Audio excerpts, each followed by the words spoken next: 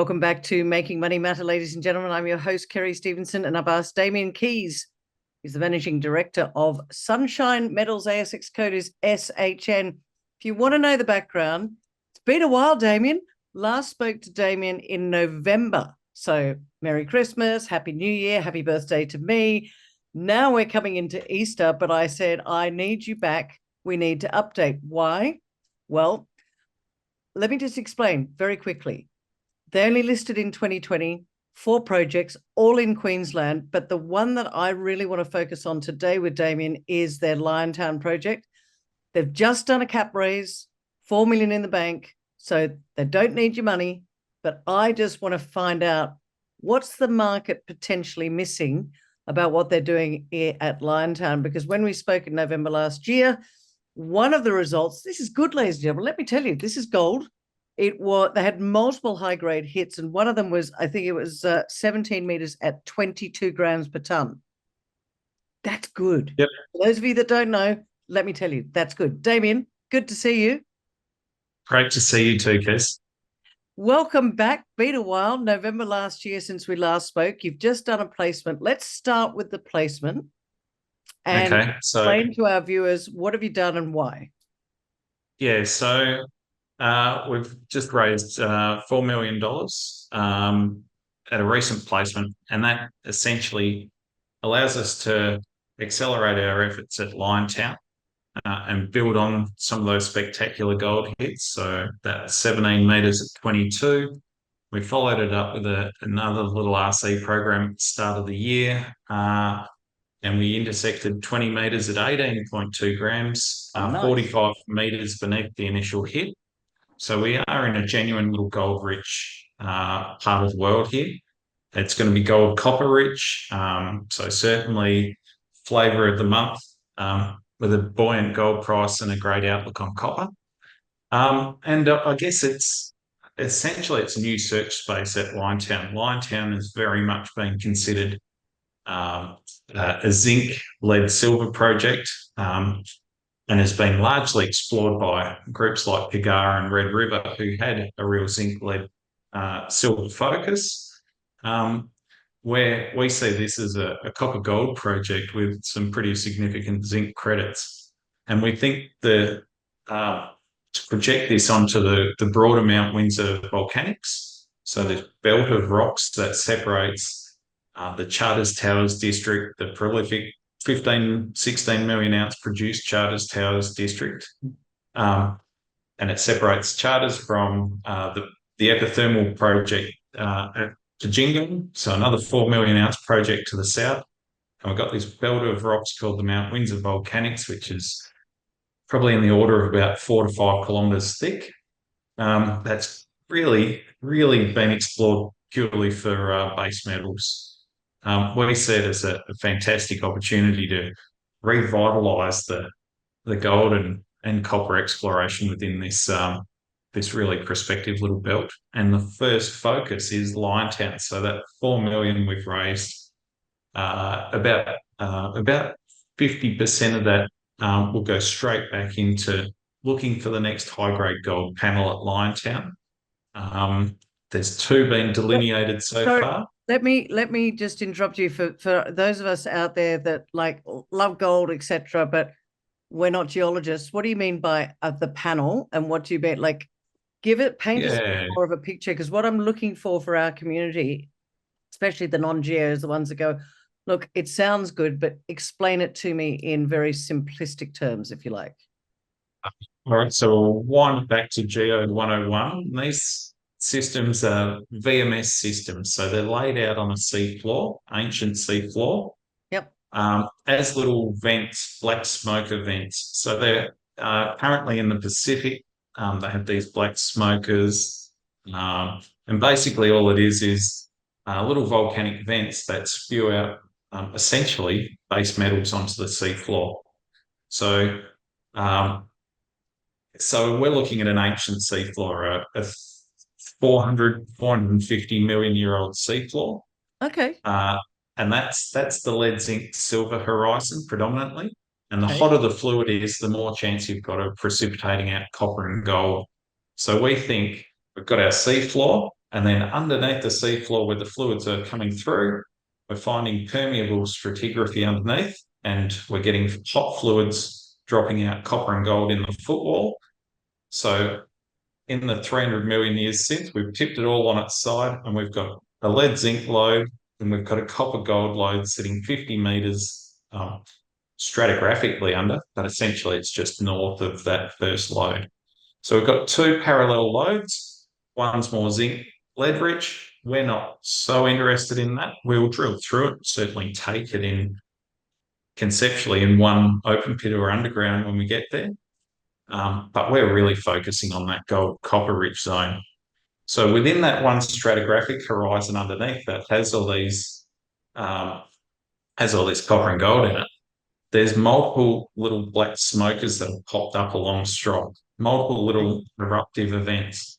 So we see a high-grade centre at the Carrington lode within that Liontown ore position. And Carrington was historically mined between 1905 and 1911 as about a 28,000 ounce produced gold mine. It was the first mine on the district. It was a gold mine. And then we seem to have left that view for the next 100 years before we recognised, hang on, that footwall was gold rich. Let's go back into that. Carrington, the next one down is this main feeder area that we're currently drilling and exploring, and it's now out to about 140 by 260 metre dimension. So it's a significant position in its own right. It hasn't been adequately closed out yet, but we're already starting to think ahead. So where is the next eruptive centre within this footwall stratigraphy? And we're stepping down the hill to the east into an area known as the Gap. So we've got Liontown and Liontown East. Liontown is about 3 million tonnes of resource now. Liontown East is about 1.5 million tonne of resource, and we've got a 400 metre gap in the middle where we've got a few holes that have high-grade mineralisation, but there's just not enough drilling to put resource on. Not only do we want to put resource in the gap, but we want to go straight for where we think the high-grade stuff is. More of these bonanza gold hits, and to start to delineate the next high-grade panel as we move. So I know there's a lot to take in. Yeah, but there was. Essentially, it's two ore horizons. We're exploring the stuff that would have been under the seafloor that should be gold and copper rich. And within that one panel, we've got Carrington, we've got our main feeder, and now we're moving out into the gap zone just outboard of that. And we think that we've got scope for another one of these really high-grade gold panels out before we get down to Liontown East. Okay. Lots of metal in one big system. That's kind of one of the things that I was listening to when you were speaking, two ears, one mouth. The resource, just give us those numbers again, because it sounds big, but I'm wondering what the market's missing, because it sounds to me like you've already got a fairly reasonably sized resource there. Yeah, so the resource for Liontown is we've just put out an update. So that's since our last chat as well. Okay. And it was a 21% increase in tonnes at Liontown. So it's now up to about 3 million tonne of VMS ore in its own right. Now that's both contacts, both seawater interface and that footwall surface. Okay. But 3 million tonnes, it's 12% recoverable zinc equivalent. And we have to report in a zinc equivalent. That's the dominant metal, and our friends at JORC make us report in that sense. Do you think that's what's confusing the market, maybe? Because it confuses me. It confuses me too. There's metal equivalents are a bloody horrible thing, but they're a necessary evil. I guess if we were to put it back into a gold equivalent number, yeah, which by rights we probably shouldn't, but from a recoverable sense, it equates to about 800,000 ounces at about 4.9 grams a tonne. Okay. So it'd be a nice high grade resource. So we have to report in zinc equivalent. It's the way JORC requires it. Just explain, sorry to interrupt you again, but just explain that again for us, this metals equivalent for JORC. Yeah, so we've got, so that for 3 million tonne at Liontown is comprised of about from memory, it's about 6.5% zinc, 1.1 grams gold, 1% copper. So there's 4 or 5 elements. Now, these have all been recovered through the Thalanga mill when they were processing Thalanga. So we know the metallurgy holds up and they recover. And the met work has been done on Liontown as well.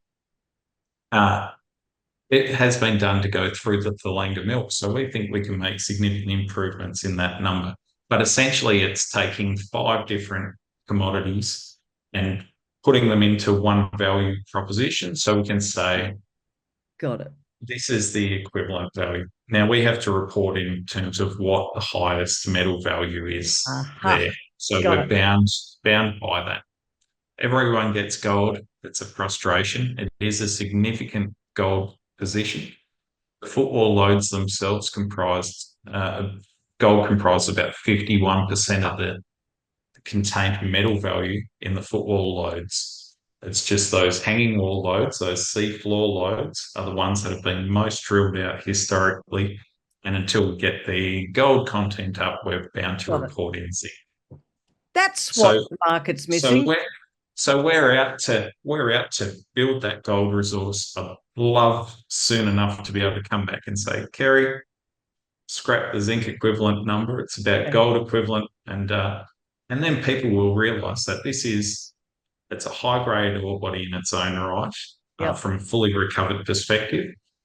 It's a significant scale ore body. So from one end of Liontown to the other end of Liontown East, that's over a mile in strike. It's only when you put boots on the ground that you go, this is a bloody big ore body. And we've got a couple of really solid mineralised positions within that. And the optionality is huge. Yeah. That's only the first part about what gets us. I mean, we've got so many cracking exploration targets that, again, historically have only been explored for base metals, and we think there's some bloody fantastic gold opportunity in some of these prospects too.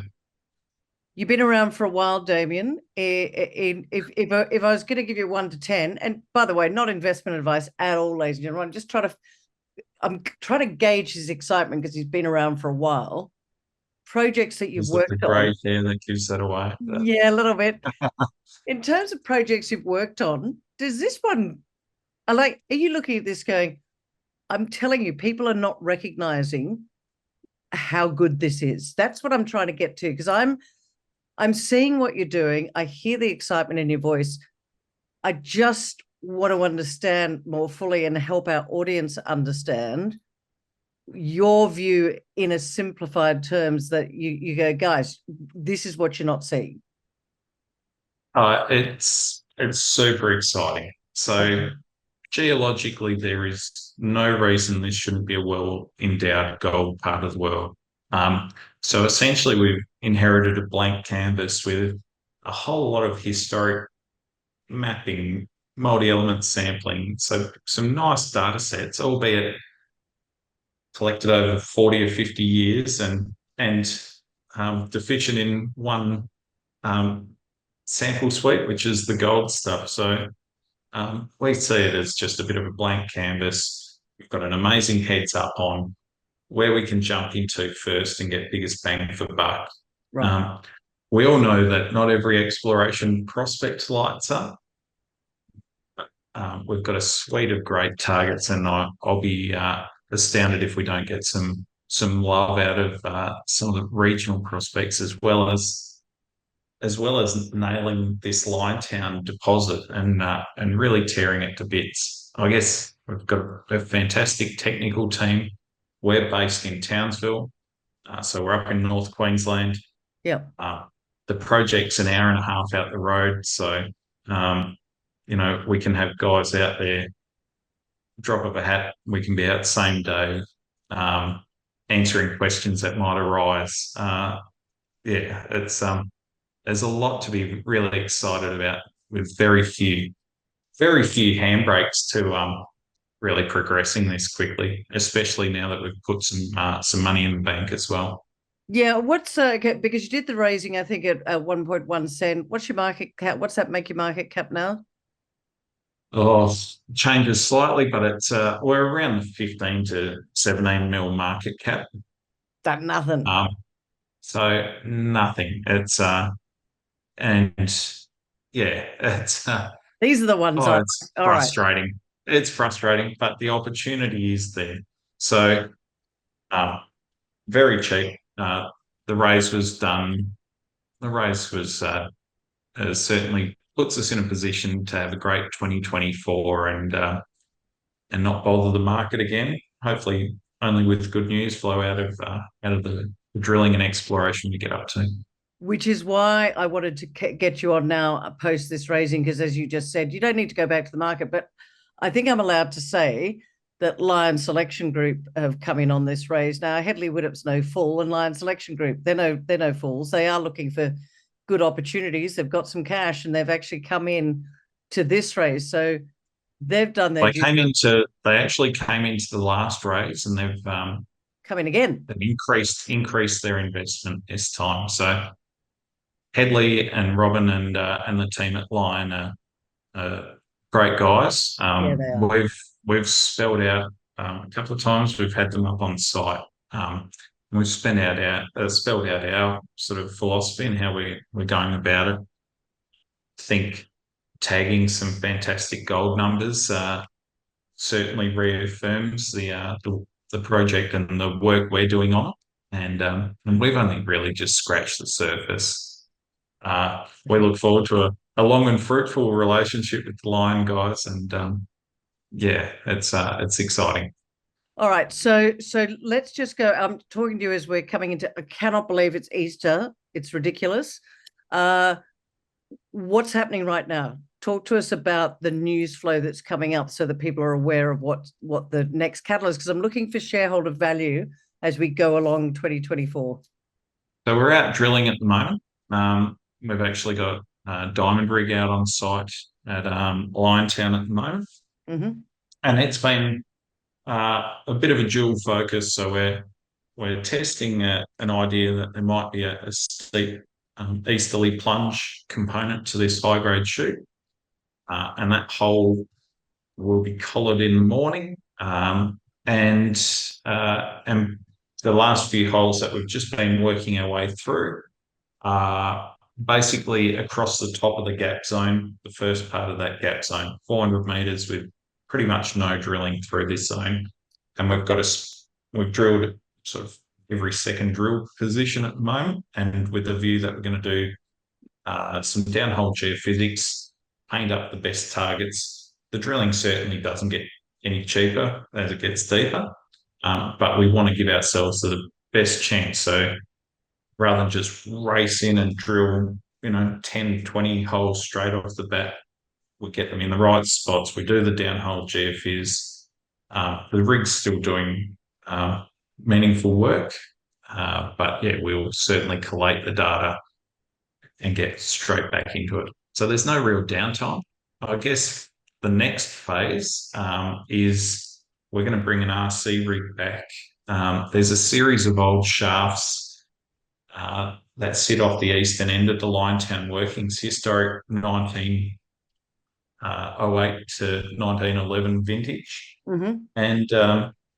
And there's just no adequate drilling beneath or around those shafts either. We've actually mapped. How deep were they, and how deep are you going? In other words, does Well, this look, open? even the records on this eastern end are pretty lax, but they're decent sized shafts at surface. We can only assume they're sort of 20 meters or more deep. So significant positions. Importantly, marry in really nicely with our current inter. So we're looking for more of this gold and copper rich ore in the footwall, and we're chasing that out to the east. So there's plenty of news flow. We're going to be drilling for about the next 6 weeks or so. Okay. And then we'll take that data in, we'll link it up with a bit more geophys, and then we'll make a better call on Liontown. And while that assay data is waiting, we'll be ready to progress on some of these other exciting targets like Trooper Creek, Truncheon Highway East, Tiger Town, Tiger Uh, Town. yeah, so there was a definite big theme. We've got Tiger Town, Liontown, Cougar Town, all sorts of towns in between. So, So it's a big. yeah, This is a big district. You're going after it. we've It got really. If I was we've to got sum about this up, 80 kilometres of Mount Windsor volcanics. okay. Uh, on top of that, we've still got the rest of the Ravenswood package that adjoins this ground. So we'll be revisiting Wilbur's Hill, which we haven't quite got to the bottom of Wilbur's. We drilled 2 holes into a beautiful breccia pipe target. So these things look more like the Mount Wrights, Mount Latians, million ounce, 3.5 million ounce positions.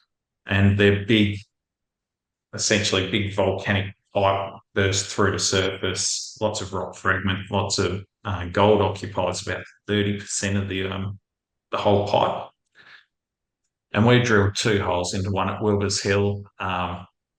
Fantastic looking breccia, all the right signatures. Unfortunately, the first 2 holes didn't hit the gold.